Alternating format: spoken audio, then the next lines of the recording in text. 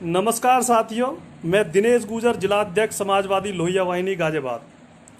साथियों, आप लोगों को एक विशेष रूप से एक मैसेज देने के लिए मैं फेसबुक लाइव आया हूं। साथियों, हमारे मित्र ने मुझे आज फ़ोन करके कहा कि हमारे द्वारा एक मुहिम चलाई जा रही है और हम चाहते हैं कि आप भी उस मुहिम का कहीं ना कहीं हिस्सा बने। तो साथियों, मुझे भी बड़ी खुशी हुई और मैंने भी जानने का प्रयास किया कि ऐसी कौन सी मुहिम है जिस मुहिम का मैं अपना हिस्सा दे सकता हूं, जिसमें मैं अपना योगदान मैं कर सकता हूं। बड़ी उत्सुकता के विषय से मैंने उनसे जानने का प्रयास किया। तो साथियों, उन्होंने हमें बताया कि वह भारतीय भाषा अभियान द्वारा चलाई जा रही एक मुहिम सुप्रीम कोर्ट और हाई कोर्ट में हिंदी भाषा का प्रयोग को लेकर वे एक लगातार एक मुहिम चला रहे हैं, जिस मुहिम में हिंदी भाषा को हमारे देश के अंदर सुप्रीम कोर्ट और हाई कोर्ट के अंदर लागू किया जाना चाहिए। बिल्कुल साथियों, यह विषय सुनकर मुझे बहुत ही अच्छा लगा, बहुत ही खुशी हुई और मैंने बेहिचक बेसोचते हुए मैंने इस मुहिम का हिस्सा बनने के लिए मैं आज फेसबुक लाइव में आपके सामने आया हूँ। साथियों, हिंदी हमारे देश की, जैसे कि आप सभी को पता होगा कि हिंदी हमारे देश की मातृभाषा है, पर आज तक यह संविधानों के अनुसार जो हमारा देश का संविधान लिखा गया था, शायद आपको नहीं पता हो कि हमारा देश का संविधान अंग्रेजी भाषा में लिखा गया है। हमारा देश का संविधान पूरे विश्व में सबसे बड़ा संविधान हमारे देश का लिखा गया है, जिसको अंग्रेजी भाषा के बाद हिंदी भाषा में उसको लिख के बनाया गया। साथियों, बड़े दुख होता है कि हमारे देश किधर हमारा देश जा रहा है, हमारा देश कहाँ जाना चाहता है, जब हमारे देश की भाषा हिंदी, जो कि आर्टिकल 351 में भी लिखा हुआ है कि हमारे देश की जो केंद्र सरकारें होंगी, केंद्र सरकार हिंदी भाषा को आगे बढ़ाने का काम करेंगी, जबकि ऐसा बिल्कुल भी नहीं हुआ है। अब तक हमारा देश जब से आज़ाद हुआ है तब से लेके हिंदी को लेकर हमारा देश ने हिंदी भाषा को बढ़ाने के लिए कोई भी कार्य नहीं किया है, जिसमें केंद्र की सरकारें सारी अब तक विफल साबित हुई हैं। बड़ा ही दुख होता है, बड़ा ही जानकर आश्चर्यचकित होता है कि यह सब चीज़ें हमारे देश के अंदर अब तक क्यों हमारा देश अंग्रेजी की तरफ आगे बढ़ता जा रहा है, अंग्रेजी की तरफ भागता जा रहा है। हम लोग क्या चाहते हैं, हम लोग क्या करना चाहते हैं। मैं पढ़ रहा था अभी, एक अखबार में लिखा हुआ था कि हिंदी हमारे देश की है, देवनागरी लिपि है, पर वह हमारे देश की राष्ट्रीय भाषा नहीं है।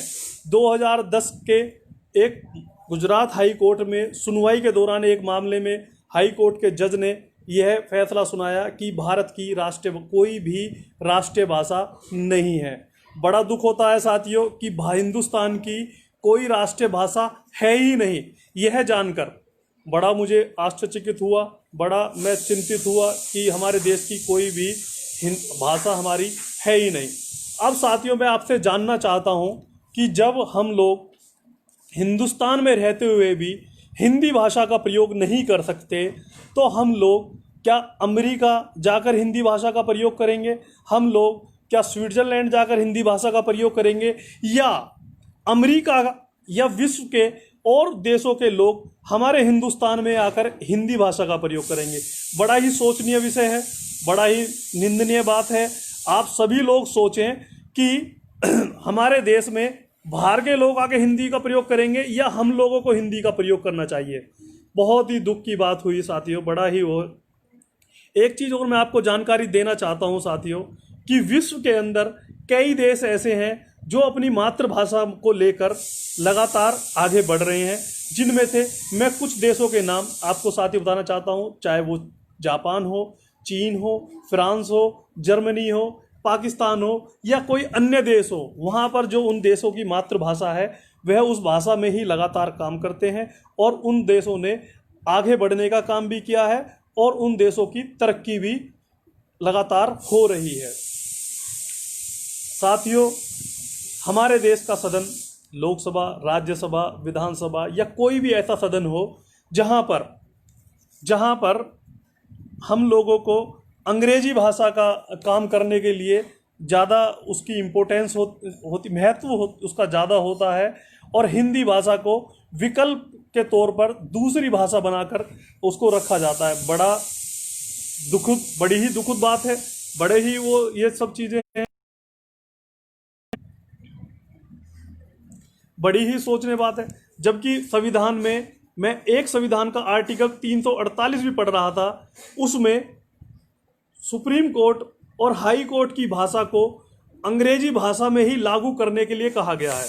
जैसा कि देश के संविधान को 101 बार तोड़ने और मरोड़ने का काम देश की सरकारों ने किया है, तो मैं विनम्र रूप से अनुरोध करूंगा देश के प्रधानमंत्री और देश के विपक्ष के नेताओं से भी कि इस आर्टिकल 348 में भी संशोधन करते हुए अंग्रेजी भाषा के स्थान पर हिंदी भाषा को महत्व उसका दिया जाना चाहिए।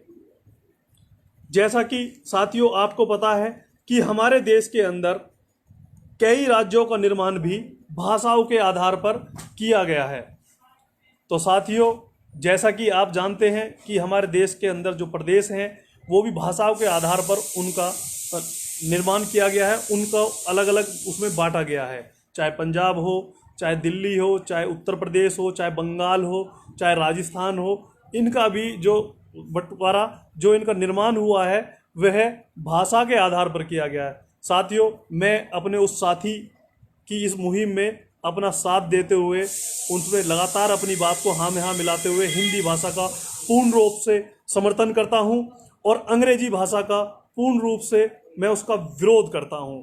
साथियों, मेरा आपसे विनम्र निवेदन है, हमारे उस मित्र की इस मुहिम में आप लोग सब साझा होकर हिंदी भाषा को आगे बढ़ाने का काम करें, को आगे करने का काम करें। इसी बात के साथ मैं अपनी वाणी को विराम देता हूं। साथियों, जय हिंद, जय भारत, जय समाजवाद। अखिलेश यादव जिंदाबाद, हिंदुस्तान जिंदाबाद।